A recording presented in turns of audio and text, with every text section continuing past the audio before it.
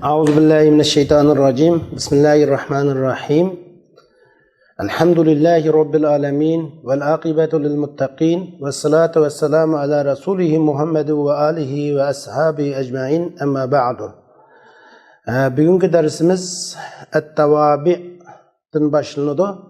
Yani tavabi bu tabi'nin köplüğü bulup yani tabi degen nima dese tabi degenimiz bir sözünün yoki bir ismning i'robda o'zining oldidagi so'z bilan o'rtaq bo'lganligini bildiradi.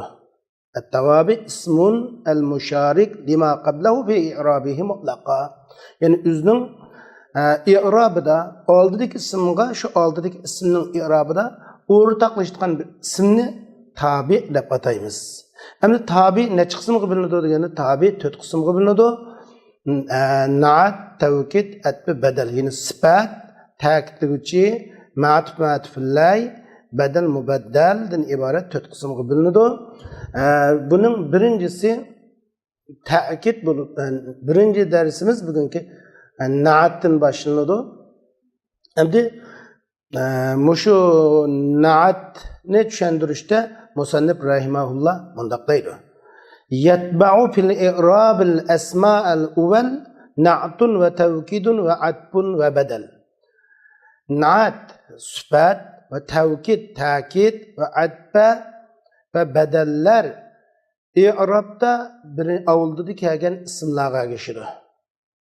Bundan çıktı ki na'at i'robda o'zining oldidagi man'utga, tavkid i'robda o'zining oldidagi muakkadga, atba i'robda o'zining oldidagi ma'tufqa, badal i'robda o'zining oldidagi mubaddalga ergashadi. Endi bu yerda oldidagi ismlarga i'robda ergashadi debdi. Na'at man'utqa, tavkid muakkadga, atba ma'tufqa, badal mubaddalga ergashadi degan bo'lsa butdi. Avvalgi ismga ergashadi dedi. Amaliyotda na'at man'utlik, tavkid muakkadlik, atba ma'tuflik, badal mubaddallik degan ismning g'ayrimidami tepiladigan bo'lsa, nimishga ismni qilaq dedi desa, chunki buning ismlarni alohida tilga olishi, chunki bu asli. Yani sifatning, tavkidning, atbining, badalning kirishi asli, ismdan kirishi asli bo'lgandan keyin aslini xato qilib musannif rahimahulloh shunday degan. Endi bizga unda bo'lsa birinchi savolimiz na'at degan nima? Sifat degan nima degan bir savol kelib chiqdi. Endi ikkinchi bir savol yana na'at qancha qismga bo'linadi degan bir gap chiqdi. Uchinchisi ma'rif ism qanday sifatlanadi, nakir ism qanday sifatlanadi, na'at man'utqa, sifat mavsufqa nimalarda ergashadi va na'atdan sifatlashdan bo'lgan g'araz nima degandek savollar o'tirib qo'yiladi. Endi na'atdan bo'lgan maqsad man'utni izohlash. Man'utni izohlash yoki man'utni sifatdan bo'lgan maqsad mavsufni izohlab berish yo mavsufni xoslashtirish yo mavsufni maqtash va yoki mavsufni sukash va yoki mavsufni mehribonlik ifodalash yoki mavsufni ta'kidlashdan iborat maqsadlar qo'yiladi. Şuna birinci maqsad şu. Anda na'at degan nima desa, musannif rahimahullah na'at deganni mundaq ta'rif qilgan. Fan-na'tu tabi'un mutimmun ma sabaq bi wasmihi aw wasm ma bihi talaq. Na'at ikki qismga bo'linadi. An-na'tu sababi, an-na'tul haqiqi deb ikkiga bo'linadi. Biz bu kadar okuğuluk sıfat mevzuku 4 cihatta geçiyor degenimiz an-na'atul haqiqiy şu. An-na'atu sebebi onda qo'ymaydi. Şu na'at degan birinchi savolimiz na'at degan nima? Na'at ne chiqsin qilib desak, na'at deganimiz bu musannif deydi an-na'atu. Na'at degan an-na'atu tabi'un. Na'at degan bir ergash kuchi. Cho'qim buning bir matbu'i bor degan bo'ldi. Bir narsaga ergashidi. Mutimmun ma sabaq. Ve aldırı kelgen sözünün ma'nisini to'liqlab berdi. Şu aldırı kelgen sözünü sifatlash bilan ya aldırı kelgen sözge aloqador bo'lgan so'zni sifatlash bilan ma'nani to'liqlab beradigan bir ergash kuchi. Na'at degan tabi deganimiz ergeç kuchi degandan oldingi so'zga nimada ergashidi desa, i'robda ergashidi. Oldingi so'zga مثلا ergish jihatda an-na'at sababiy va to'rt jihatda ergashidi. An-na'at al-haqiqiy va to'rt jihatda ergashidi. i'robda ergashidi. Muzakkar muannaslikda erlik ayollikda ergashidi. Sonda ergashidi. Ma'rifa nakirlikda ergashidi. To'rt jihatda oldingi so'zga ergash kuchi. İkinci bir sıfat na'atning mutimmun ma sabaqa bi wasmihi aw wasmi ma bihi talab. O na'at sıfat mevsufni sifatlash bilan yoki mevsuf bilan aloqasi va ismni aloqadorligi va ismni sifatlash bilan ilgirki ismni to'liqlab beradi. İlgirki ismni to'liq bayon qilib beradi yoki izohlab beradi ilgirki ismni, yo xoslashtirib beradi, yo maqtab beradi, yo sukab beradi deganga o'xshash. Ana o'zi bu yerda bizga shu na'at o'zining mavsufini sifatlash bilan dedi ya, mavsufga aloqador bo'lgan ismni sifatlash degan gapdan na'at ikki qismga bo'linib qolib chiqdi. Na'at haqiqiy. Na'at haqiqiyda chuqum sifat o'zining mavsufini sifatlash bilan uni ma'najati to'liqlab turgan bir ergash kuchi. Ammo an-na'at sababida chuqum o na'at o'zidan kinki o'ziga aloqador bo'lgan ismni, shu man'utqa matbuqqa aloqador bo'lgan ismni sifatlash bilan andin to'liq bir ma'noni ifodalab beradi. Buningdan chiqdi na'at ikki qismga bo'linadi. Anda bo'lsa an-na'atul haqiqiy degan nima desa, an-na'atul haqiqiy degan o'zining oldidagi ismdagi bir sifatga dalolat qilgan ism. Masalan, aqamtu fil manzil al-fasih. Men kangri manzilda tudim desak, kangri uyda tudim desak, mesela al-manzil al-fasih. Al-fasih al-manzilning sifati. Mesela al-fasih tabi' al-manzil matbu'. Al-fasih sifat, al-manzil mawsuf. Al-fasih na'at, al-manzil mawsuf. Endi na'at va vasf degan atalg'i bor, ya'ni sifat va na'at degan bir atalg'ilar bor. Bu basirlik ulamolar bilan ko'pchilik ulamolarning o'rtasida farqli bo'lgan ataldi. Xuddi xabzi bilan jarning farqligiga o'xshash. Basirlik ulamolar sifat deganni ishlatgan bo'lsa, ko'pchilik ulamolar na'at deganni ishlatganga o'xshash. Mana shunday bir ikki rayondagi ulamolarningki atalg'udagi farq bu. İkisi na'at, sifat, ikisi bir narsani ishlatiladi grammatikada. Onda da mesela al-fasih al-manzilning sifati bo'ladi. Bu uning to'rt jihatda ergashgan bo'ladi. Shu an-na'atul haqiqiy mavsufqa, ya'ni matbu'qa to'rt jihatda ergashadi. Chunki u o'zining oldingi ismning sifatini bildirdiki, al-fasih manzilning kenglik sifatini bildirdi deymiz. Endi an-na'at sababiy degan cho'risa, an-na'at sababiy deganimiz u matbu bilan munosabati bor bir ismdagi sifatga dalolat qilgan ism. An-na'at sababiy nima desa, matbu bilan munosabati bo'lgan. Matbu'dagi sifatni bildirmaydi. An-na'at sababiy matbu'ning o'zidagi sifatni bildirmaydi. Matbu bilan munosabati bor ismdagi bir sifatga dalolat qiladi. Masalan, aqamtu fil manzili al-fasih pina'uhu. O'ylisi kangri bo'lgan uyda tudim desak, mesela al-fasih sifat.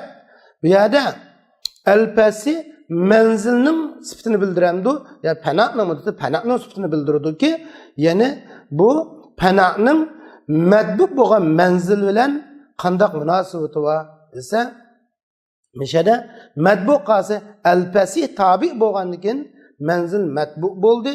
Panahu bilan o'zimir manzilga qaytadi. Shunga bu yerda matbu bilan aloqasi bor ism deganimiz shu. Endi bu texmi buni ro'shan misollardan o'tirib qo'ygan vaqtimizda aloqa degan gapni, masalan, jaa rajulun karimun abuhu desak, jaa rajulun karimun abuhu desak, dadisi sehi bo'lgan erkaldi desak, mishada matbu rajulun tabi kerim. Yani kerim naat ama bir mevsup kası dese sıfatlanıcı kası dese ebuhu. Yani kerim bir naatı sebebi boğaçka bir kerim boğan tabi nimini sıfatla perdirse medbu olan alakadarlık boğan özünkinki isim sıfatla perdi o ebuhunu sıfatla perdi dadısı sehi boğan erkel deyimiz. Ama onun medbu'nun münasebeti bağlısı ba o medbu boğan racul olan mevsup boğan ebunun oturgu münasebet ubuvvet münasebeti var. Ca'a raculun kerimun ahuhu desek kırındışı sehi boğan erkel desek kerimun mişyede tabi raculunga i'rabda ağışıdır. Ama sıfatı neminin sıfatını bildirdiği ise raculun emez, raculen uhuvvet alakası olan ahunun sıfatını bildirdiği. Çünkü ennaatı sebebi deyimiz. Ennaatı sebebi de çünkü medbu olan alakadarlık olan isimdeki bir sıfatını bildirdiği dişimizin sebebi şu. Hem de naattin boğan garaz neme?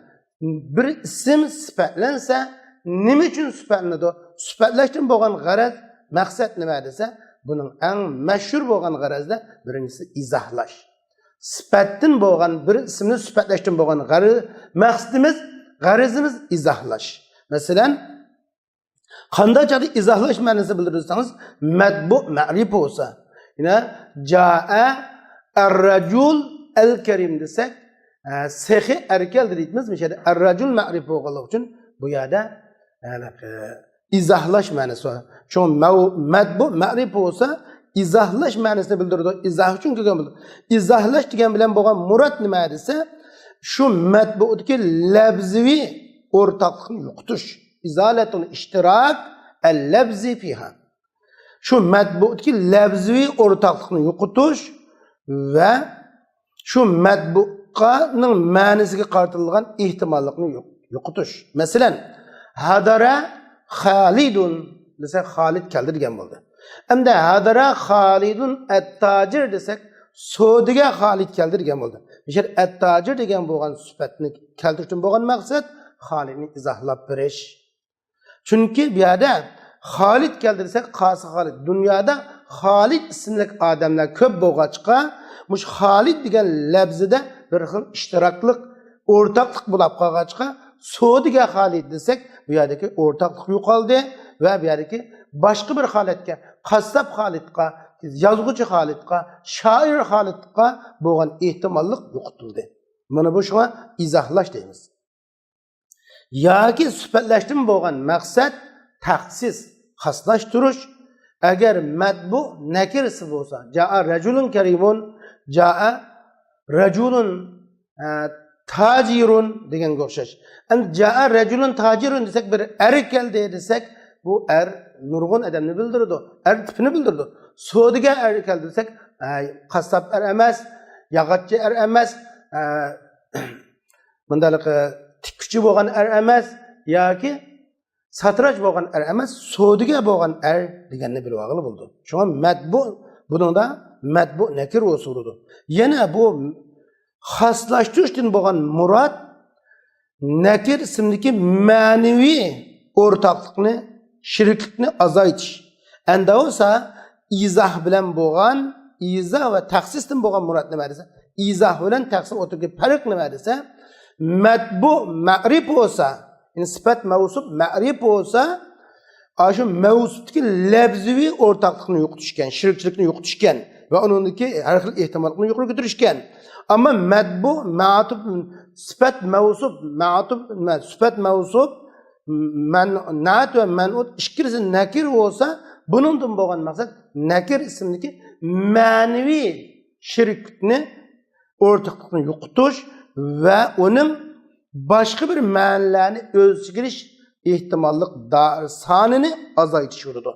Mesela jaa rajulun va'izun nasihat qiluvchi er keldi desak, odatda başka bir erlar bundan chiqadi, sal o'rtaqlik aziydi. Şuna bu bunun nimaninki mush naat sifatning ta'rifati ve sıfatının iki kısmı bilinadiganligi, an'at sebebi ve an'at haqiqi deb ve na'atdan bo'lgan sifatlaşdan bo'lgan g'araz ve shundaqla Üçüncü bir garaz, naattin bo'lgan garazning üçüncüsü maqtash. Maqtash maqsad qilindi. Bir ismni yana bir ism bilan sifatlashda maqsad madihi bo'ladi. Masalan, Bismillahirrahmanirrahim desak, Ar-Rahman birinci sıfat, Ar-Rahim ikinci sıfat olsa, Rahmanir-Rahim'den bo'lgan murad Allah'ni maqtash maqsad qilingan bo'ladi. Yoki so'kash maqsad qilinadi. A'udhu billahi minashshaytonir-rajim desak, o'sha shayton rajim bilan sifatlanadi. Bu sifatdan bo'lgan maqsad uni so'kash maqsad qilinadi. Yoki maqtashdan bo'lgan maqsad ta'kid maqsad qildi. Ba'zi chaqda sifat ta'kid ma'nosini ifodalab turadi. Ya'ni sifat ta'kid ma'nosini bildiradi deganimiz, masalan Qur'oni Karimdagi buni oyat qarasak, faiza nufiqa fis-suri nafhatun wahida.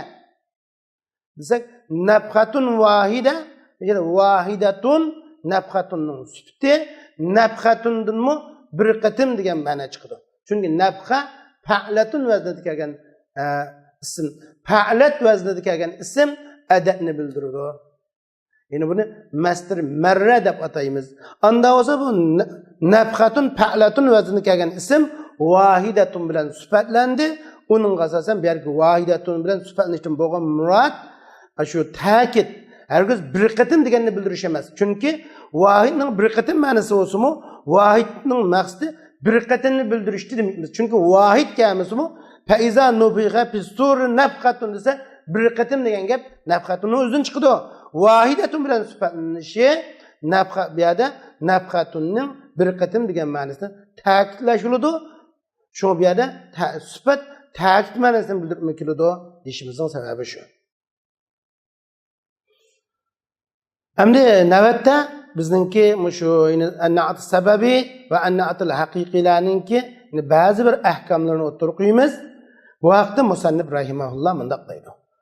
Val yu'ta fit ta'rif va tankir ma lima tala kamrur bi qawmin kurama wa haladat tawhid va tazkir aw siwahuma kal fi'l faqbu ma qafu. النعت السببي بوسون النعت الحقيقي بوسون النعت السببي والنعت الحقيقي نعت معرفة لكتا والنكر لكتا أشو نعت يندش بكاغن ناسوشن برلغن ناسكي برلسون يعني من أتقى أغسون دمكتش واليؤتا نعت معرفة لكتا والنكر لكتا ما لما تلا Naat onunla ergeçken neresi için boğan neresi naat onunla ergeçken neresi men'ud ma'rif olsa naat mı ma'rif olsun men'ud nakir olsun naat mı nakir olsun deydi. Beşte i'rabda ergeçler Allah gibi çıkıp oldu. Anda olsa naat men'udqa i'rabda ergeçken go'xshash naat men'udqa ma'rifa ve nakirlikda ergeçido demekçi. Ma'rifini men'ud ma'rif olsa naat ma'rifa man'ut nakir olsun nakira meylu an-naat sababi olsun vasitlik sıfatı olsun an-naatil haqiqiy olsun haqiqiy sıfatı olsun bunun da fark yok. Mesela umru bi kavmin kurma desek bi kavmin kurma desek sen iyisin kavminin kaçtın kavm bilen desek kavm man'ut yine meşede mevsuf kurma onun sıfatı deymiz. Kavm nakir gitti kurma nakir geldi. Mesela yeni misal koysak Ja'a raculun karimun desek müşahede racul nakirti karim nakir geldi. Ja'a ar-racul el-kerim desek el-racul ma'rifti el-kerimu ma'rifi geldi. Anda olsa an-na'atul haqiqi kema an-na'atul sabibi olsa Ja'a raculun karimun abuhu. Ja'a ar-racul el-kerim abuhu. Onu müşahede ma'rifi nakirlikti mu, an-na'at sababi mu, an-na'at al-haqiqi mu ergeçti. Ve huve ledet tevhid ve tezkiri ev sevahuma kel fi'li faqbu ma qafu. O sıfat meyli an-na'at sababi o sıfat birlik, işkilik, köplik ledet tevhid deyen gap, yani tevhid deyen gap hem de la ilahe illallah meselesi emez. Bu yerdeki tevhid birlikte.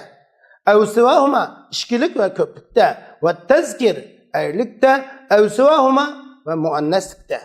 Demek naat birlik işkilik köplükte ve erlik ayollikta pilga okşaş. Ula ergeçkenge ergeçin de pek bu makapu. Unda olsa bunun düşünüyoruz ki eğer o naatıl hakiki olsa iqrabtagi hido, ma'rifi nakirlikdagi hido, sandagi hido, muzakkir muanneslikdagi hido. Ama naat sebebi olsa iqrabta ve ma'rifi nakirlikde men'utqa agi hido ama sanda davamlık birlik kilidu ve ayallıkta üzdün kim kelgen faili ya naib failden maslaşıdı. Nemişka? Çünkü pil okşaş dedi. Pil davamlık birlik kilidu. İşkilik olmaydı ama faili erlik olsa pilme, erlik ayallık olsa ayallık bu cihatte özgürüdü şunlaşka. Kel fi'li dedi o bir yerde. Pil okşaş dedim bu maksat şu.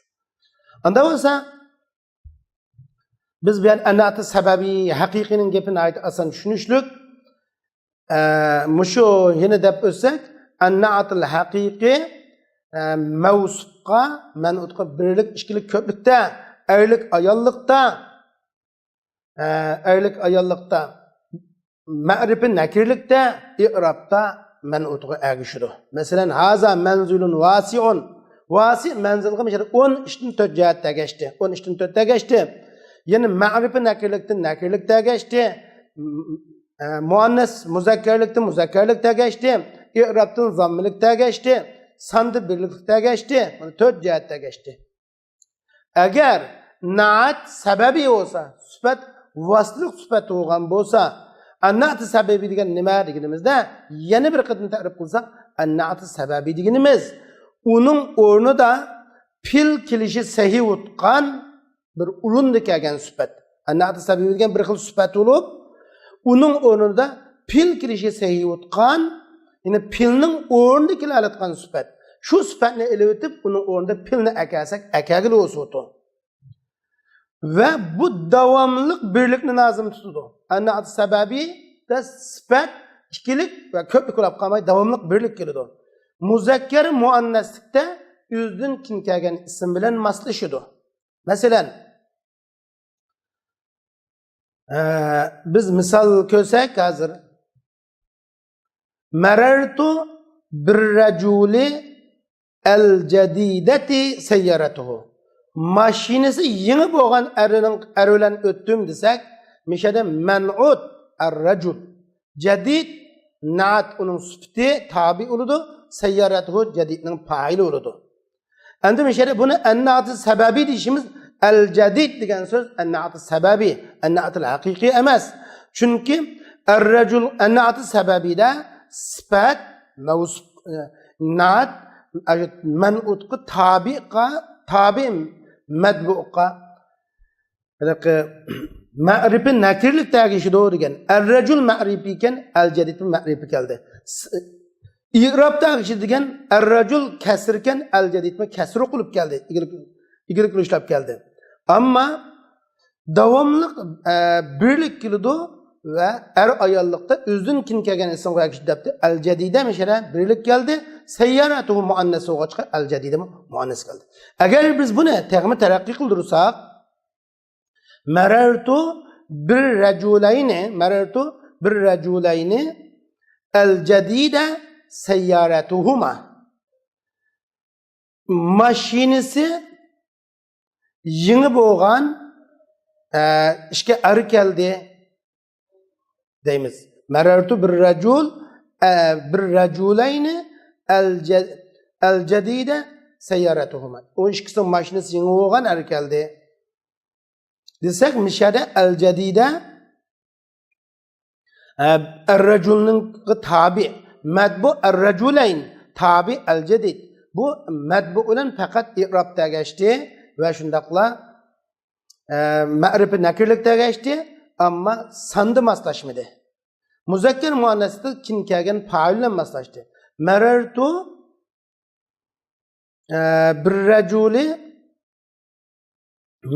bir rijali el cedide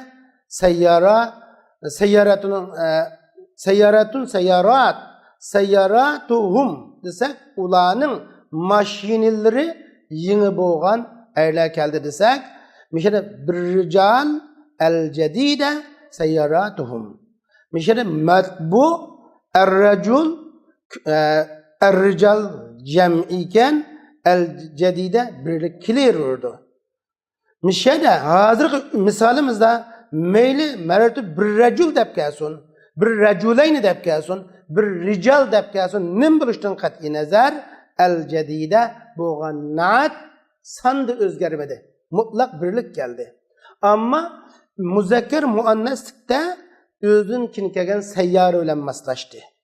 Ama bu el cedide degen tabi medbu olan i'rabda ma'rifi nekirlikte geçti. Şunu enna'atı sebebi ve enna'atı hakiki de çıkıyor bulunuştun sebebi şu.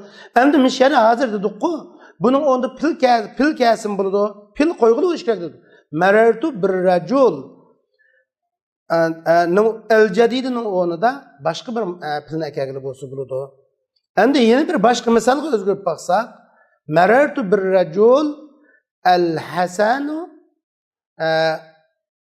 diğerini keltirsek mi bulu? Veya ki başka bir misallarını keltirsek mi? Bula uğrudu.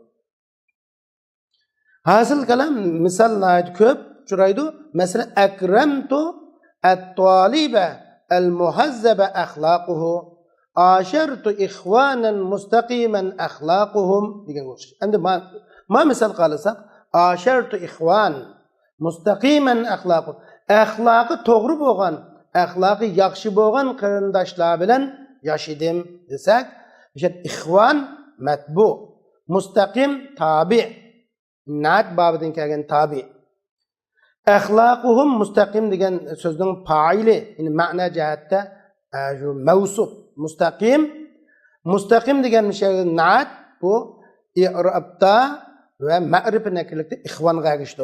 İhvan nasbiken mustaqimeten deb nasb qildi. İhvan nakirken mustaqimeten nakir keldi. Ama san cihati davomliq birlik keldi. Ama muzakkar muannaslikda axloq bilan maslashdi. Axloqum degan kim kelgan fa'il bilan maslashdi. Nimishqa fil fa'il bilan er ayollikda maslashganga o'xshash. Bu an'ati sababidimi?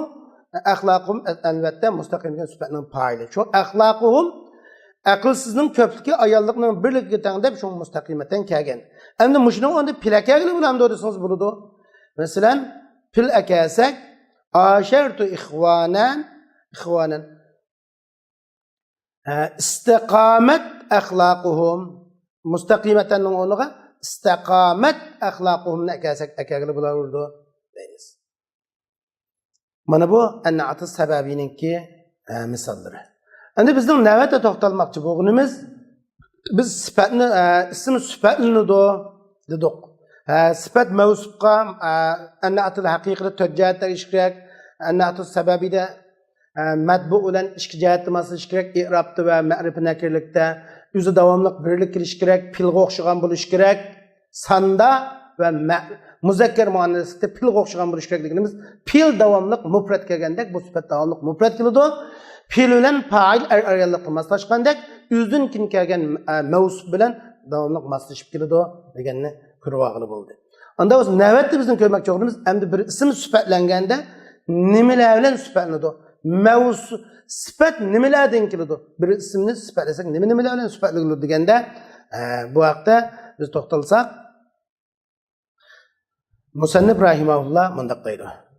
وَنَعَتْ بِمُشْتَقٍ كَسَعْبٍ وَزَرِبٍ وَشِبْهِ كَذَا وَزِي وَالْمُنْتَسِبِ وَنَعَتْ بِجُمْلَةٍ مُنَكَّرَةٍ فَأُعْطِيَتْ مَا أُعْطِيَتْهُ خَبَرًا وَامْنَعْ هُنَا إيقاء ذات الطلب وَإِنْ أَتَتْ فَالْقَوْلَ أَزْمِرْ تُصِبْ وَنَعَتْ بِمَصْدَرٍ كَثِيرًا وَالْتَزَمُ الْإِفْرَادَ وَالتَّذْكِيرَ. Beytning tarjimasi siz bir ismni sabiga o'xshash, zaribga o'xshash ism mushtaqlar bilan sifatlang. Bir sifatlanmoqchi bo'lgan ismni sabiga o'xshash, sabun degan qiyin degan bo'lsa sabunga o'xshash, zaribga o'xshash ism mushtaq bilan sifatlanadi demoqchi bo'lamiz. Zarib fa'lun formulasi, zarib fa'il formulasi kelgan, sa'bunchu fa'lun va bazdan kelgan bunda ism mushtaqni maqsad qilmoqchi. Va shibhihi va uning o'xshi bilan ism mushtaqqa o'xshatgan ismlar bilan sifatlan, ism zaga o'xshash, ismi ishorat bilan ziga o'xshash, sahib ma'nosi kelgan za zuydagi sahib ma'nosi bilan kelgan zuga o'xshash, muntasib ism mansublar bilan sifatlan deydi. Ve na'atu bi cümletin munakkara ve ular Araplar nakir isimni cümle bilen sifatledi. Cümle bilen sifatligende şu cümle haber olap kelgende birilgen narsaga birildi. Hem de cümle haber olap kelgende cümleden mubtadaga cinstir sandamashtırışgan bir zimir qaysi o'tdi. Hem de bir nakir isimni cümle bilen sifatlagan vaqtimizda şu sifat olap kelgan cümleden nakir ismga bir cinstir sandamashtırışgan zimir qaytish kerak demakchi. Ve huna iqa zati talab. Siz bu chaqda talab egisini sifat qilib keltirishni cheklang. Talab egisini jumlati inshaiya sifat olmaydi demakchi. Endi jumla inshaiya ikki qismga bo'linadi. Jumla inshaiya talabi, jumla inshaiya g'ayri talabi. Endi jumla inshaiya talabi bu mutlaq xabar olmaydi.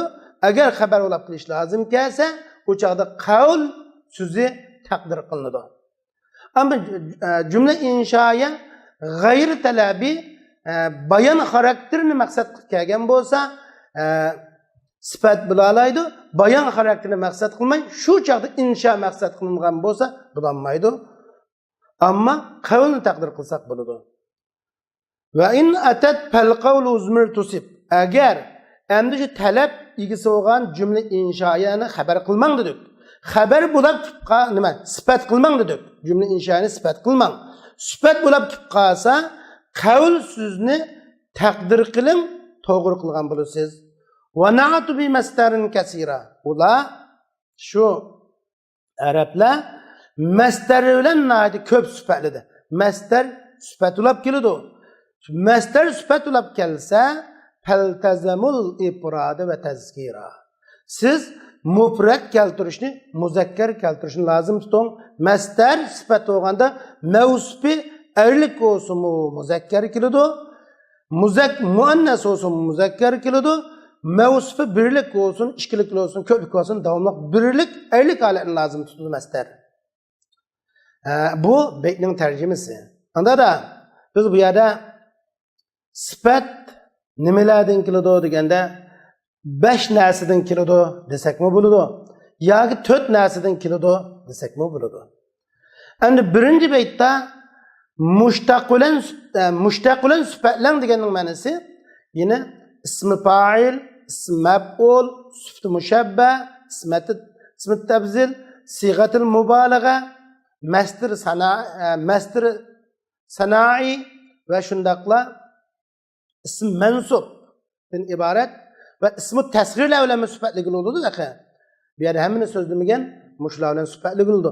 Uning o'zini daqa ismi ishoralar bilan sifatligi bo'ladi. Sahib ma'nosi kelgan zu, za, zila bilan sifatligi bo'ladi. Endi bu yerda musannif demagan bir nuqta bor.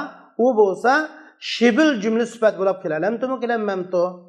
Al-jar vel majrur yoki zarb. Shibil jumla ikki qismga bo'linadi. Zarb ve jar majrur. Endi shibil jumla sifat bo'lib kelalamdi, kelamamdi desa, keladi desakmi bo'ladi, yo kelanmaydi desakmi bo'ladi? Keladi deganimizda meni ko'rsatib berdingiz. Al-jar vel majrur sifat bo'lib keladi, tashlangan mutaalliq bilan qo'shiladi. Masalan, ra'aytu ja'ar rajul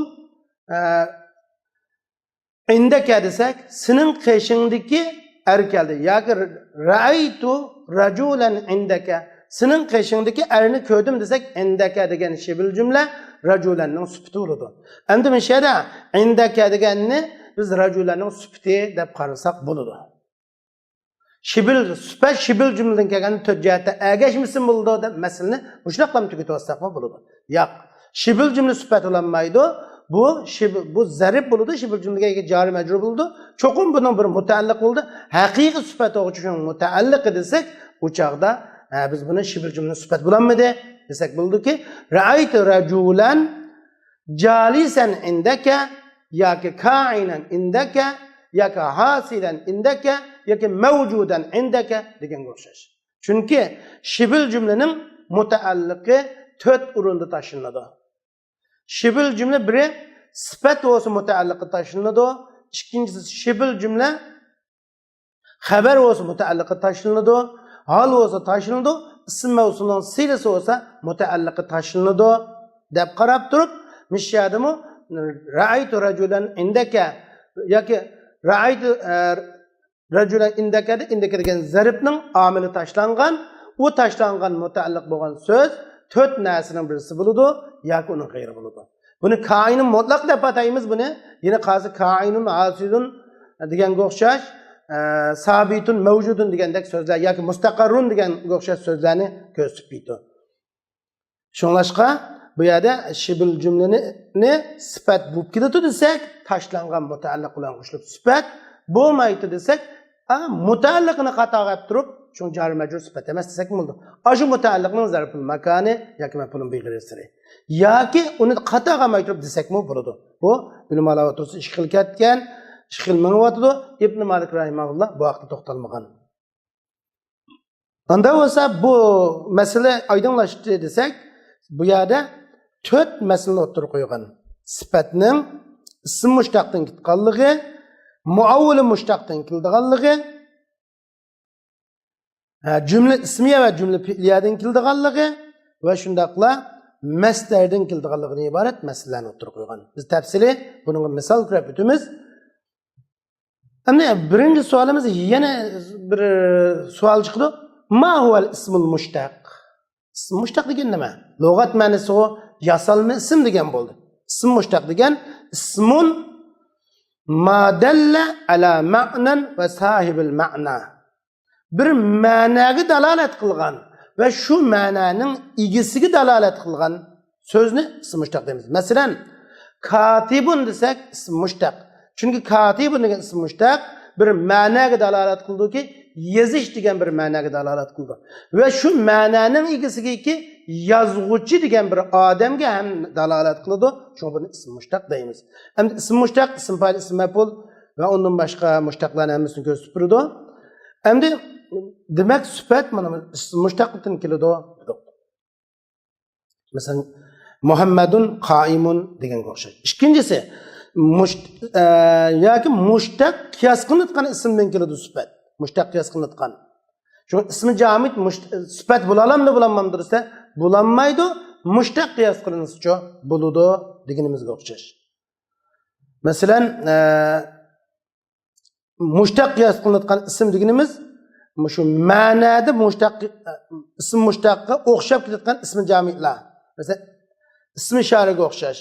Marartu bi Xolidin haza. Bu Xolid bilan o'tdim desa, haza mishada Xolidning tutdi. Chunki bizda bir qoida bor. Ma'rif ismdan keyin ismi isharakasi sifat bo'ladi. Ismi ishardan keyin ma'rif ismkasi badal bo'ladi deymiz. Shunga ma'rifadan keyin kelgan ismi ishorat sifat, ismi ishoratdan keyin kelgan ma'rif ism uningdan badal. Bu shunday yaxshi qoida. Shunga bi Xolidin hadir desak, al-hadir hadir bo'lgan Xolid bilan o'tdim deganga o'xshaydi. Yoki sahib ma'nosi bilan kelgan bo'lsin bo'ladi. Masalan, marartu bi rajulin zimalin. Maldar bilan o'tdim desak, zim ishada sahib ma'nosida keldi. Marartu bi rajulin zimalin deb sahibil mal desak mi bo'ladi? Sahibi malin desak mi bo'ladi?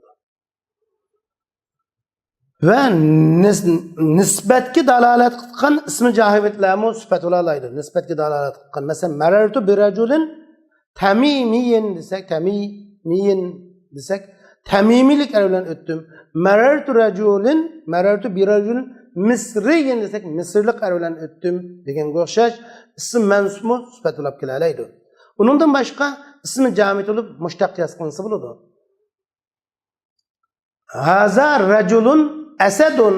haza raculun esedun desek, esedun raculunun süpütü oludu. Bu esed ism müştak bo'lmasa mı? İsm müştak qiyas qılındı deb qarasak, mesela şuca qiyas qılsak bo'laveradi. Yana birisi nima şu üçüncü cümle ismiye ve cümle fiiliyeler süpet olab keladi. Endi cümle ismiyeler ve cümle nima degan? Ve na'atu bi cümletin munekkara degan. Nakir ismini cümle bilan süpetli bo'ladi dedik. Ama ma'rif ismini cümle bilan süpetli bo'lmaydi. Cümle bilan süpetli uchun cho'qim allazi allatini keltirishimiz kerak bo'ladi.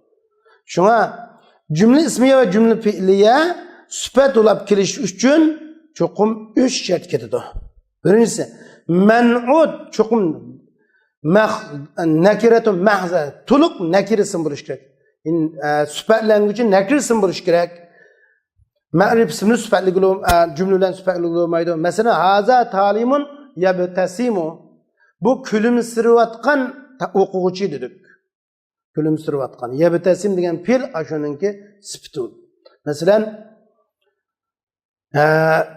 haza mubtada talibun xabar marfu alamat rafi ad-damma az-zahira yabtasim cümle yabtasim degan cümle fi mahall rafi sifa li talib. Tigideki zimir ve talib qayt. İkincisi ama tuluk nakiri olsun dedik. Ama tuluk nakiri olmay nakir iken nakir mahza emasken. Anda olsa bu ismun nakiratun mahza, ismun nakiratun gayri mahza deb ikkidan bir yerda savol paydo bo'ldi. Ismun nakiratun mahza degan nima? Ismun nakiratun gayri mahza degan nima? Tuluq nakir ism. Nakir ism gayri mahza tuluq bo'lgan. Agar ba'zi ismlar va labzi nakira, ma'nisi nakira. Buni ismun nakiratun mahza deymiz. Mana buni jumla bilan sifatli bo'ldi deganimiz mana shu. Amma ismun nakiratun gayri mahza deganimiz bunun labzi ma'rifa, ma'nisi nakira. Xuddi buning qanday ism desa, bir ismiga iliflama cins qo'shilgan bo'lsa, iliflama cins qo'shilgan bo'lsa, bu ismun nakira gayri mahza. Ma'nisi nakira, labzi ma'rifa buni ko'rsatib turadi. İkinci şart, birinci şart men'ut nakiri mahzi olsun dedik. İkinci şart çoqum süfat olab kelgan cümle ismi yoki cümle fiiliye men'ut bilan o'zini bog'lab turgan bir zimirni o'z ichiga olgan bo'lishi kerak. U zimir ya aniq so'zlangan mazkur bo'ladi yoki muqaddar bo'ladi. Masalan, muqaddar o'g'inning talibun yabtasim yoki vattaqu yawman turja'un fihi ilalloh deki fihi zimirga o'xshash. Allah inandisizlar Allohga qaytariladigan bir kundan qo'rqinglar deganga o'xshash. Turja'un yawmanning sifati degan. Turja'un degan jumla fi mahall nasb sifa yawm. Amma yoki mazkur bo'lsin yoki muqaddar bo'lsin. Mazkur bo'lish holati ko'p, muqaddar bo'lishi oz. Masalan, vattaqu yawman la tajzi nafsun an nafsin shay'a. Endi vattaqu yawman la tajzi nafsun an nafsin shay'ada tajzi nafsun an nafsin shay'ada yawman qaytgan zimir yo'q. Lekin la tajzi fihi bir nafsini hech narsani iningda behojat qilmoqdan kunni qo'rqqanlar degan bo'ldi. Misal fihi degan zimir tashlangan. Shunga zimir labzan kasim bo'ldi yo taqdiran kasim bo'ldi. Uchinchi shart jumla cho'qimi xabariya bo'lsin deydi. Shunga bayam dedi-ku ve na'atu bi cümletin munekkara fa'utiyet ma'utiyet xabara. O cümle nakir isminin sıfatı olab kelsa birildi o cümle xabar olab kelganda birilgan narsaga birildi deganimiz xabar olab kelganda nimaga birildi? Cümle xabar bo'lganda cümle talabiy insho bo'lmasin, uningdan bir xabar qaytgan zimir qaytsin degan shu gap shu. Ikki shart mana shundan chiqadi.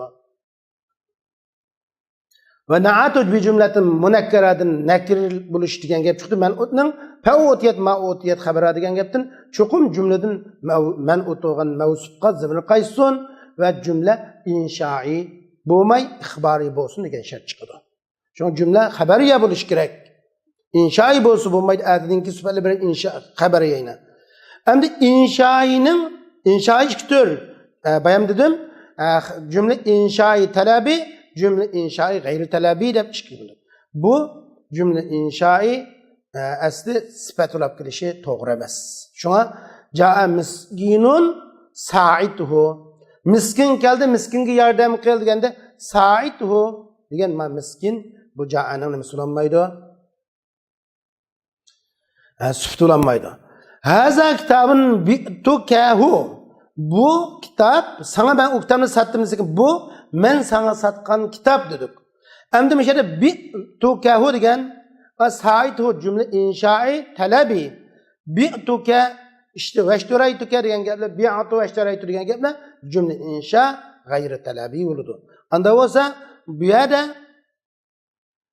men sana satkan bu men sana satkan kitap deb haber maksat qilingan bo'lsa, hikoya maqsad burun bir satqanligini, necha vaqtdan burunroq bir satqanligini hikoya qilish maqsad qilingan bo'lsa, bi'tuka kitobning sifati bo'ladi. Yo'q, agar bu yerda hikoya maqsad qilmay, mushu vaqtning o'zida satdim buni sizga deb savdo qilayotgan holat maqsad qilingan bo'lsa, sifati bo'lmaydi. Nimishqa bo'lmaydi? Endi jumla inshoya nimishqa sifati bo'lmaydi degan bir gap chiqdi. Chunki sifatdan bo'lgan maqsad izohlash yoki mavsum ma'rifosi izohlash, mavsum nakirasi xoslashtirish dedik. Unda bo'lsa bu cho'qim izohlash yoki xoslashtirish uchun jumlada shu ma'ni allaqachon hosillab bo'lish kerak. Ma'lum bo'lish uchun bu narsa ma'lum izohlovchi bo'lish uchun ya xoslashtirish bo'lish uchun cho'qim bu jumladagi ma'ni hosillab bo'lgan bo'lish kerak. Cümle inşa talabida çokum bu manada hasıl bo'lmagan. Ama cümle inşa gayri talabi hikoyadan bo'lsa hasıllab bo'lgan, hikoyadan bo'lmasa hasıl bo'lmagan. Çünkü hikoyadan bo'lsa bo'ladi, hikoyadan bo'lmasa bo'lmaydi. Deyishimizning ma'nosi sababi shu. Endi biz shunda dedik, Arab kalamidan kipqaschu. Endi nima dedim ya da وَمْنَعْ هُنَا اِيقَاءَ ذَاتِ التَّلَبْ degan. Talab egasine cümle inşaini sifat keltirishini cheklang dedi. Shuni kammaydi dedik. Bilpariz va taqdir kipqasi qanday qilamiz desa, kipqasi fal qawlu azmir tusib. Kipqasi qavlni yushurunla, ashara taqdir qilib to'g'ri qilgan bo'lasiz dedik. Shunga arab kalamidan cümle inşaiya sifat bo'lib kipqasa, kipqamaydi. Endi buniki unda kip qilishi to'g'ri emas, kammaydi. Agar kelsa, uningga qiyos qilinmaydi bir narsa. Bu hikoyadan qilish va uning qiyos qilinmaydi kelsa, uning kelishi az sifatdan bo'lgan g'arazga zid kelganligi uchun.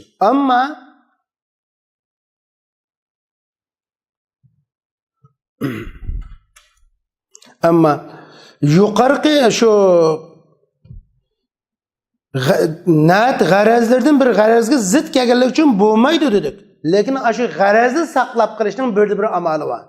G'arazni saqlab qog'ilib o'tgan bo'lsa bo'ladiki, g'arazni saqlab qilish uchun cho'qim qavlni taqdir qilsak bo'ladi deymiz. Qavlni taqdir qilsak, u chaqda kasi bo'ladi.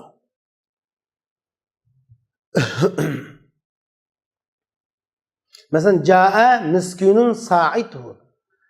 Bir miskin geldi, sen onun yardım be. Jaa miskinun maqulun sa'itu.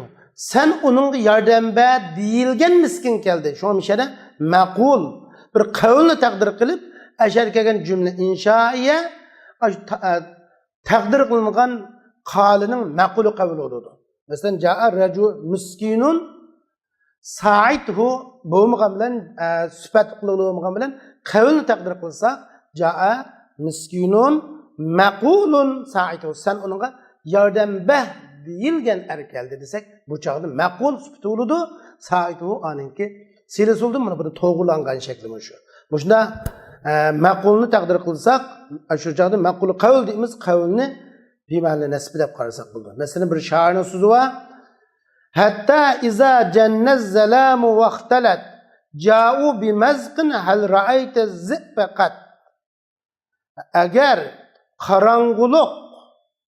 qarang'uliq kasa atrofga tarqalsa qarang'uliq, ular hal ra'ayta zi'bi faqat deyilitgan bir sütni akeldi. Mazqin degan bir su aralashtirilgan süt. Kechilikdagi bir sütni. Bir su aralashtirilgan sütni akeldi. Sen böğrünü ko'rdingmi? Sen böğrünü ko'rdingmi degan bu hal ra'ayta zi'bi.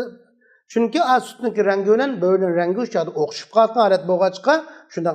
Sen faqat böğrünü ko'rdingmi deyiladigan bir sütni akeldi.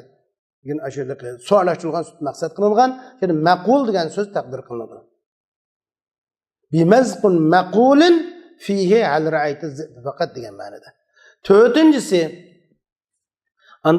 ve na'atu bimasdarin kasira faltazamul ifrad ve tezkira degan keldi. Anda da ular masdarni bilan ko'p holatda sifat keltirdi. Masdarni sifat qilganda birlik ve erlikni lazım tut dedi. Şu mastar süpeti olganda javomliq, o mastarning süpeti olushi ko'p.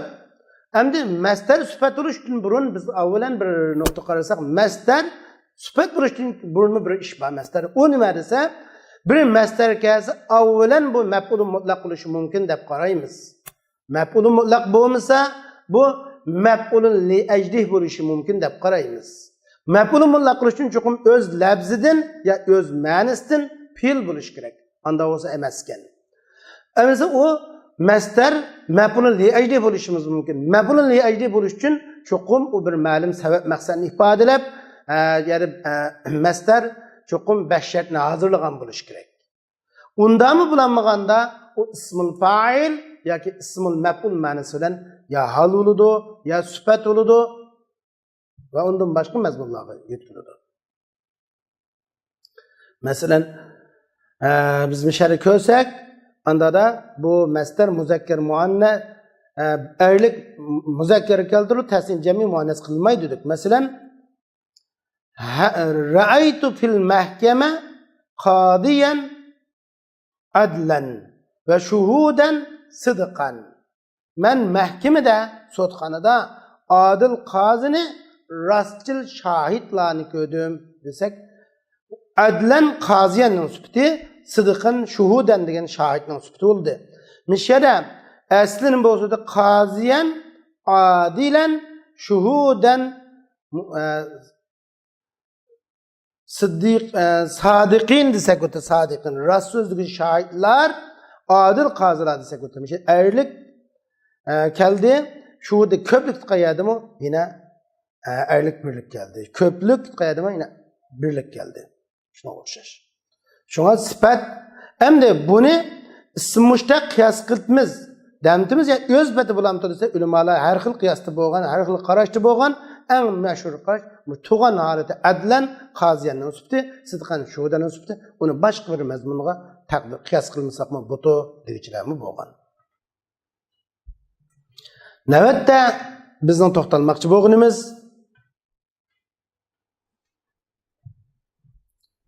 xabarning sifatning bir necha bo'lishi, bir ismning bir necha sifati kelish masalasi.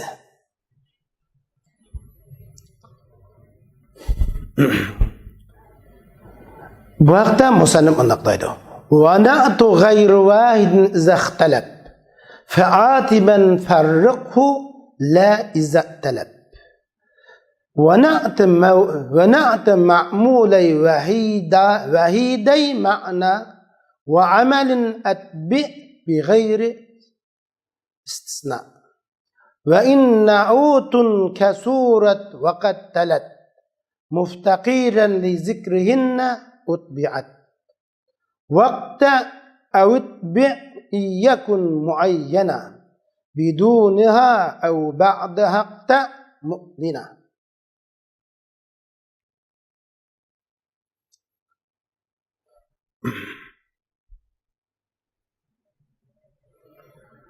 Birlik birning g'ayri bo'lgan, na'atu g'ayri vahid degan gap birden başqa bir neçe sübət əgər bir mavsufning bir neçe sübti olub o sübət ma'nada muxtalif bo'lsa uni atfi qilgan holatda ayirib o'ting. Bir ismning 1 2 3 ya bir neçe sübti ketdi. Har bir sübət o muxtalifga ma'nada muxtalif bo'lsa o chaqda harfat bilan uni ayirib keltiring. La za'talab ayırıp harfat bilan ayırıp keltirmang agar ma'nada muxtalif bo'lmasa. Wa na'ti maf'ulay wahidi ma'na wa amal. İki amilning ma'na va amalda bir bo'lgan iki amilning iki ma'mulining sifatini istisnosiz ayirvatmasdan agashtirib keltiring. Amalda ve ma'nada birdek bo'lgan iki amilning iki maf'ulning sifatini ayirmay agashtirib keltiring. Ve in na'utun kasurat wa qattalat muftaqiran li zikrihinna utbi'at. Agar sifatlar ko'p bo'lsa, bir nechisi kelsa, sifat bir nechisi bo'lib kelsa, wa qattalat ve o sıfatlarını zikri kılış ve sıfatlar bir neçe bulup o sıfatlarının hemini zikri kılışkı men'ut muhtaç boğan halette men'ut sıfatlarını çoğun men'ut sıfatlarını zikri kılışkı muhtaç boğan halette sıfatlar bir neçe bulup gelse geçtirip keltirin. Anda harfat bilen arıvatmay ya ki i'rabni birisi geçtirip keltirin. Vakte Avutbi iyakun muayyana bidunha aw ba'daha mu'lina. Eğer o men'ut sıfatlanguchi o sıfatlarsiz mi muayyen bo'lsa, sıfatını eklemesak mı muayyen mana bildirse vaqtda avutba sıfatlarni hammani sıfatga benim men'utqa i'robda agashtirib keltirsangiz bo'ladi yoki ba'zini agashtirib ba'zini uzib keltirsangiz bo'ladi. Agar u ba'zi sifatini keltirishdan muayyan bo'lsa, ba'zi sifatlarni so'zlamasdan, ba'zi sifatlari bilan ma'nisi muayyanlashgan bo'lsa, shu ma'ni ba'zi sifatlarni i'robda man'utga agashtirib qolganini ondan üzüp keltirin. Yani onun ba'sini shundoq ba'zi siz ma'nis ba'z u man'ut sifatlarning ba'sini muayyanlasi ba'siz. Shu uningsiz ma'na muayyan butqan shu sifatlarni iniq holatda üzüp keltirin. Endi bu yerda üzüp keltirin, agashtirib keltirin degan gap kelmaski misol ko'rsak buni aytib tushunishlik gap. Birincisi na'tu g'ayri vahid degan yerdan boshlandi. Na'at va man'utning bir necha bo'lishi yoki man'utning bir necha bo'lmasligi. Na'at bir necha bo'lsa, man'ut ikki xil bo'ladi. Na'at bir necha bo'lib kelganda man'ut ikki xil bo'ladi. Ya man'utmi bir necha bo'ladi? Na'atmi bir necha? Man'ut mu bir neçe? Sıfat, mevsuf ikisi bir neçe oldu. Ya ki sıfat bir neçe, man'ut fakat bir tal geliyordu. Mevsuf bir tal, sıfatı bir neçe geliyordu. Ende hem na'at hem man'ut ikisi bir neçe olsun. Bir na'at mı bir neçe beşte, man'utun bir neçe olsa bu ikili halatı. Biri çokum o amil bir buluş. Çokum man'utun amili birdek buluş. Bir buluşu. Ana eğer birinci hilalet na'at ixtilaflaşkan bolsa, amili birken na'at manada muhtelif bolsa, harfat bilan man'utning na'atlarning o'tini aritish vojib. Aynimda man'ut bir necha man'ut ma'nada ixtilaflaşkan bolsa, uni harfat bilan ayirib keltiriladi. Amili bir, ammo na'atlarning man'utning amili bir bo'lgan bilan man'utning amili na'at ma'nada bir necha bo'lib ma'nada muxtalif bo'lsa buni arif keltirin. Nima? G'urbat bilan arif keltirin dedi. Mesela merertu bi talibayni xatibin ve şairin. Men nutq sözlügüçi ve şair bo'lgan ikki talib bilan o'tdim desek, nishada bi talibayn degan man'ut ikkilik. Man'utning amili bir merertu. Xatibin bir sifati, şairin yani xatibin bilan şair degan bu ikki sifat ma'noda muxtalif bo'lganligi uchun harfat bo'lgan bu bilan arif xatib ve şair deb arif keltirildi. Xatib ve şair ikkisi birleşip talibaynning sifati bo'ldi. Merertu bi ricalin şairin ve katibin ve faqihin. Şair, katib, faqih aylar bilan o'tdim desek, mishada mavsuf, mishada man'ut mu bir necha. Naat mı bir necha. Amil bir. Lekin ma'na muxtalif bo'lg'achqa buni harfat bilan keltirdik. Agar naatning ma'nosi muttafiq bo'lgan bo'lsa, naatning la iza'tala dedi. Unda qilmang, harfat bilan arif keltirmang. Agar ma'na muttafiq bo'lsa, maslasa dedimi? Anda bo'lganda biz buning misol ko'rsak, marartu bi rijalin nima? Ma'na muttafiq bo'lsa, u chaqda uni ma'na muttafiq bo'lsa, man'ut musanna yoki jami keladi. Masalan, ja'ani rajulan bu yerda man'utmi bir necha, sifatmi bir necha. Fazilan ja'ani rijalun fudula desak bu yerda amilmi bir, man'ut bir necha, naatmi bir necha, ko'p, birdan ko'p. Naat bilan ikki naat o'zaro ma'noda muttafiq bo'lganligi uchun bu chaqda bu arif keltirilmay musannu naat musanna holatda fazilan deb yoki jami holatda fuzula deb keltirildi. Mana bu amil bir tal bo'lgan, naat muxtalif bo'lsa atf qilinib keltirildi. Naat ma'noda muttafiq bo'lsa bu chaqda atf qilmay birlashtirib keltirildi ya tasni ya jami holatida. Endi ikinci bir holat. Amil bir necha. Bayam man'utku bir necha edi. Man'ut mi bir necha? Naat mi bir necha? Amil mi bir necha bo'lsa? Amilning ma'nosi bilan uning amili bir bo'lsa. Bir necha amilning ma'nosi va amili bir ekan bo'lsa, naat man'utqa i'robni mutlaq agashtirib keltiriladi.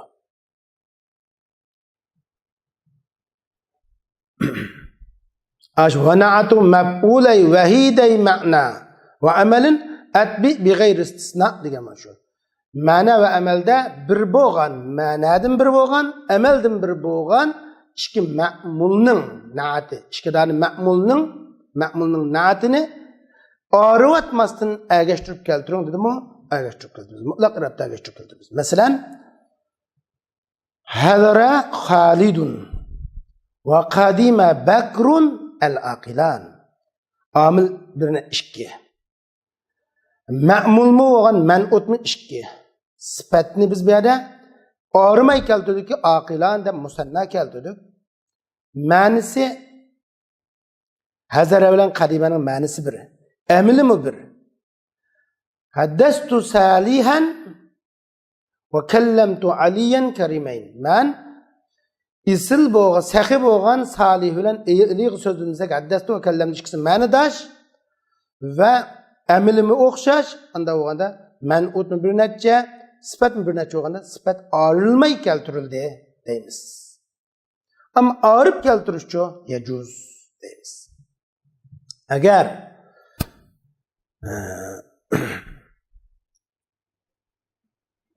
endi mishara man'ut ikki amil ma'na ve amelde muhtelif bo'lib qolsa, ikki amil ma'nada muttafiq uchadi qanday keltiramiz?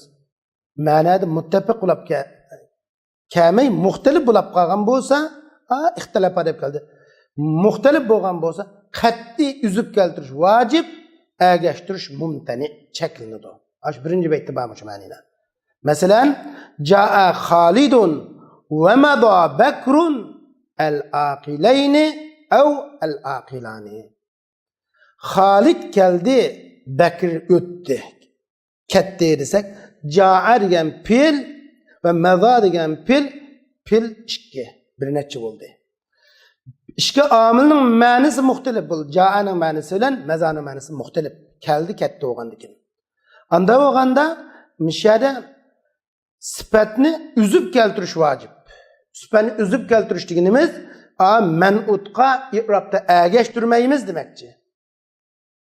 Sifatni i'robda agashtirmaydik. Masalan, biz qarasak vaqta bil ma'na vel amal vajaba al qat'u uzib keltirdik. Ja'a Halidun ve madha Bekrun el aqilayni ev aqilani. Aqilayni desek uçakta taşlangan pilning mef'ulun bir oldu. El aqilani desek taşlangan mubta'nın haberi oldu. Halid keldi, Bekir ketdi. Maksat men o ikki aqillikni yoki u ikkisi aqildir, aqillikdir desek aqilayni bo'ladi. A'ni degan filning maf'uli, aqilani bo'ladi, tashlangan mubta'ning xabari bo'ladi. Uzib keltirib qat'iy degan mana shu. Uzib keltirish deganimiz mushni maqsad qilamiz. Ikki yo'l durust demakchi. Ikki yo'l durust. Nasb o'qish durust, tashlangan filning maf'ul qilib, marf o'qish durust. Halaqi tashlangan mubta'ning xabari qilib turib. Endi ama bayon qilichu ikki amil o'xshash bo'lsin yoki nima bo'lsin, uzib keltirishmi durustlikku. Masalan, Bismillahirrahmanirrahimni misol qilsak, shunimi ulamolar uzib keltirishmi? Hozir Bismillahirrahmanirrahim mana bu agashtirib keltirildi. Qat'iy yo'q buni ittiba'ba qat'iy yo'q. Agar biz shuni tushunish uchun qat'iy shaklda keltirib baqili, tushunish nuqtasidan keltirdik buni. Anda bo'lganda Bismillahirrahmanirrahim. Bismillahirrahmanirrahim. Endi hozir matbu kasruning kasrli holatiga bilan Bismillahirrahmanirrahim labziga agashdi. Bismillahirrahmanirrahim taşlangan mubta'ning xabari bo'ldi. Bismillahirrahmanirrahim taşlangan filning maf'ulun bihi bo'ldi. Durust. Endi yana birisi na'atning bir necha bo'lishi, man'utning faqat birisi bo'lishi. Sifatlanguvchi bir tal, sifat bir necha tal bo'lib kelishi. Bu chog'da agar man'ut shu bir necha sifatning hammasini so'zlaganda ham izohlansa, hammani agashtirib keltirish vojib. Amma man'ut beytda ve in na'utun kasurat vaqat talat muftaqiran li zikrihinna utbi'at degan. Man'ut na'at bir necha bo'lib, man'ut shu bir necha na'atni sifat mavsuf bir necha mavsuf sifatni zikr qilishga muhtoj holatdan na'at kelgan bo'lsa agashtirib keltiring dedi-ku, shu gap shu. Man'ut bir tal, amma na'at bir necha bo'lgan bilan man'ut bir necha na'atning hammani so'zlagandan ro'shanlashsa bo'lsa, hammani i'robda agashtirish vojib. Masalan, marartu bi Muhammadin al-mufassir al-muhaddis al-faqih. Shada marartu bi Muhammadinning al-mufassir deb birinchi sifati, al-muhaddis deb ikkinchi sifati, al-faqih deb uchinchi sifati keldi. Bir kere sifatni biroqni keltirdik.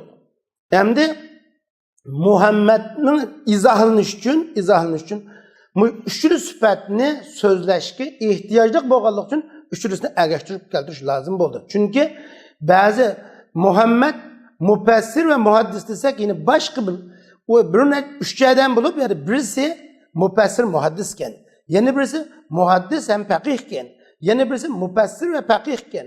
Ama bu uchdan farqlantirish uchun Muhammadni buningda hem mufassirlik, hem muhandislik, hem faqihlik tepilish.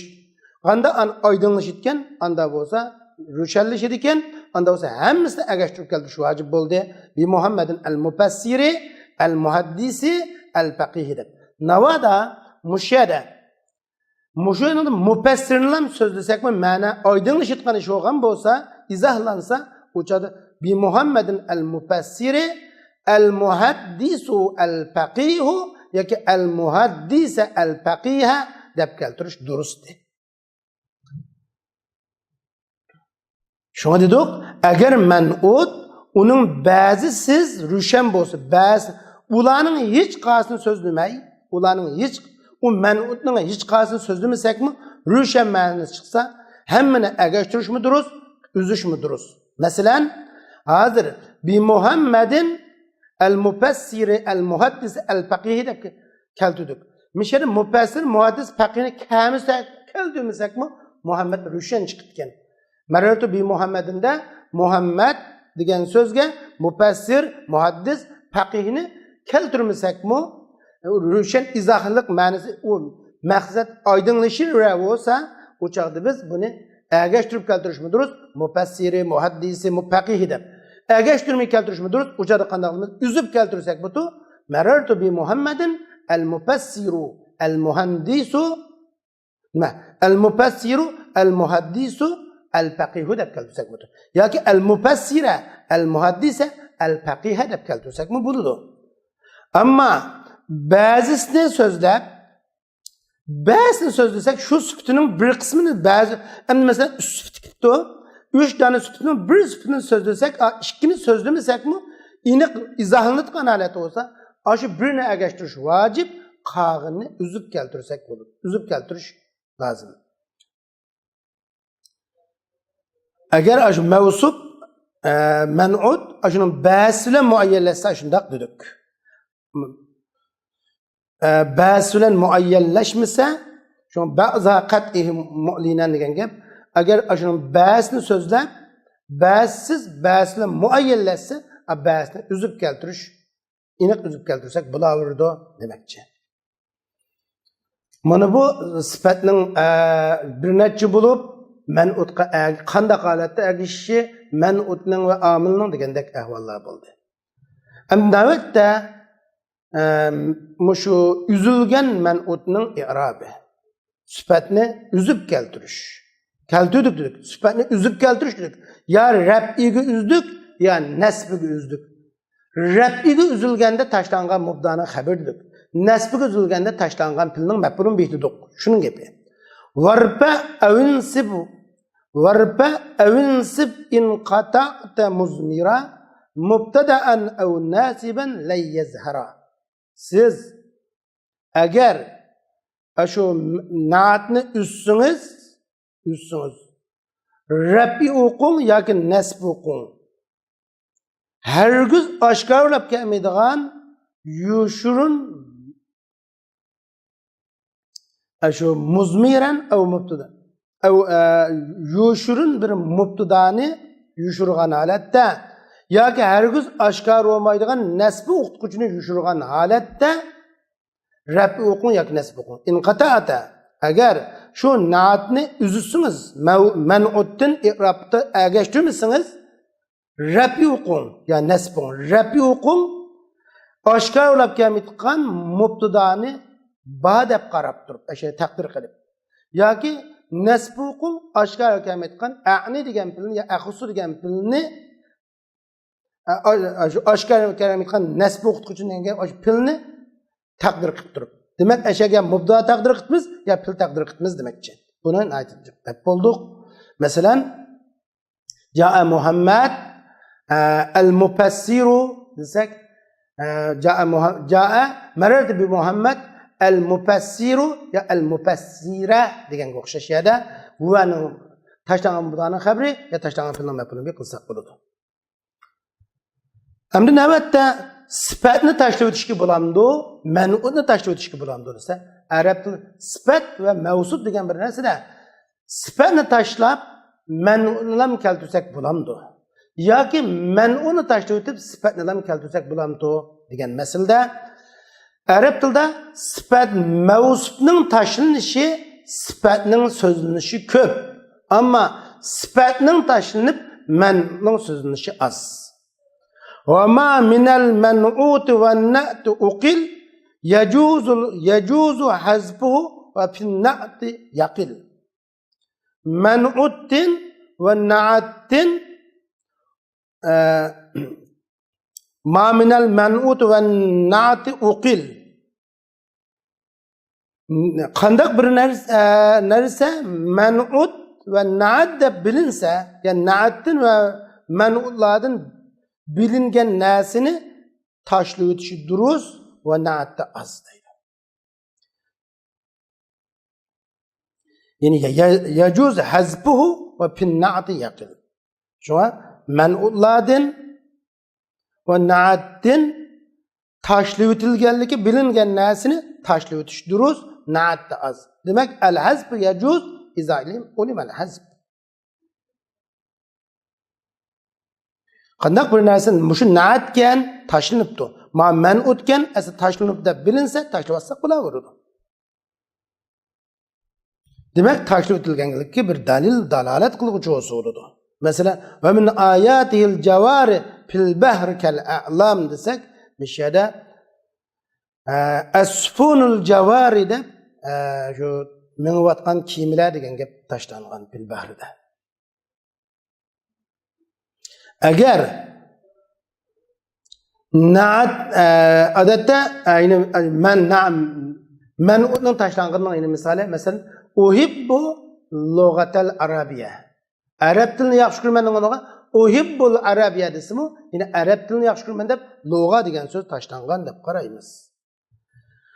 Na'atni tashlab o'tish, sifatni tashlab o'tish durust, uning bir dalolat qilsa dedik. Ammo tashlanganligiga dalolat qiluvchi bo'lmasa bo'lmaydi deymiz. Masalan,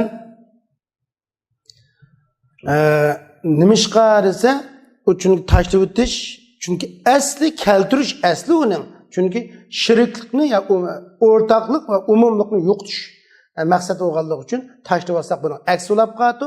Shunga sifatni tashlash nihoyatda az. Lekin birinchi tashlansa bo'ladi. Masalan, va kan warahum malikun ya'khudhu kull sapinatin g'asba dedi. Kull sapinatin g'asba. Ularning orqasida bir podshoh bo'lib, o'shada u podshoh har qanday saq kiyimini bulab elayapti dedi. Mishada kull sapinatin salihatinda ashari saliha deganning sifatning tashlanganligining buni so'z dalolat qildi. Fa'aradtu an a'ibaha. Men uni eyib qilib qo'yishni maqsad qildim degan ma'oyat uning dalolat qilganligi uchun tashlansa bo'ladi. Shunga al-hazb yajuz iza ulima al-hazb degan qoidamizga asosan bir narsaning tashlanganligi bilinsa tashlansa bo'ladi. Mana bu bizningki na'at man'ut, ya'ni sifat mavsuf haqidagi dersimiz shundan oxirlashdi. İnşallah keyingi dersimiz tavkid haqida bo'ladi. Va oxir da'vana alhamdulillahi robbil alamin.